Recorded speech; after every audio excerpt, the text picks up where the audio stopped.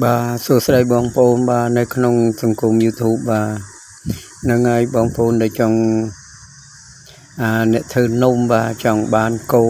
ចង់បានម៉ាស៊ីនគោស្នូលបាទគោម្សៅគោអីនេះបាទនឹងហើយលក្ខណៈងាយស្រួលបាទនឹងហើយមិនបាច់ប្រើម៉ូទ័រច្រើនញ៉ៃញ៉ៃដូចលើកមុនមានជ្រៀងមានអីនេះបាទដាក់តែម៉ូទ័រនេះមួយគ្រប់ហើយបាទនឹងហើយកម្លាំងវាប្រហែលជាមួយសេះជាងឯនឹងហើយ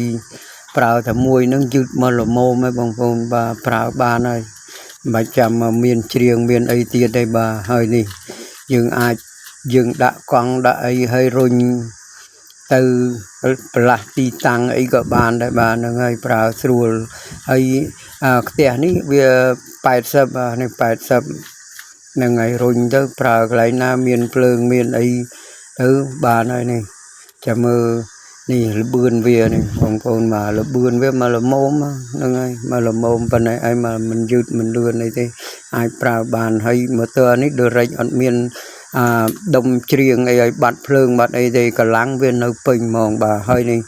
ដល់ពេលយើងប្រើប្រាស់រួចហើយយើងអាចលើកវាដូរផ្លែលាងផ្លែដាក់ទៅវិញអីចឹងទៅយើងអាចប្រើប្រាស់បានស្រួលដូរផ្លែលាងផ្លែយើងអាចដាក់ចូលវិញទៅតាមតម្រូវការហ្នឹងហើយ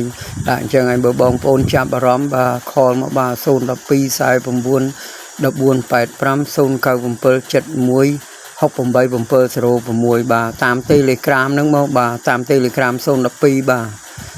012ប្រព័ន្ធ012មាន Telegram ហ្នឹងហើយបា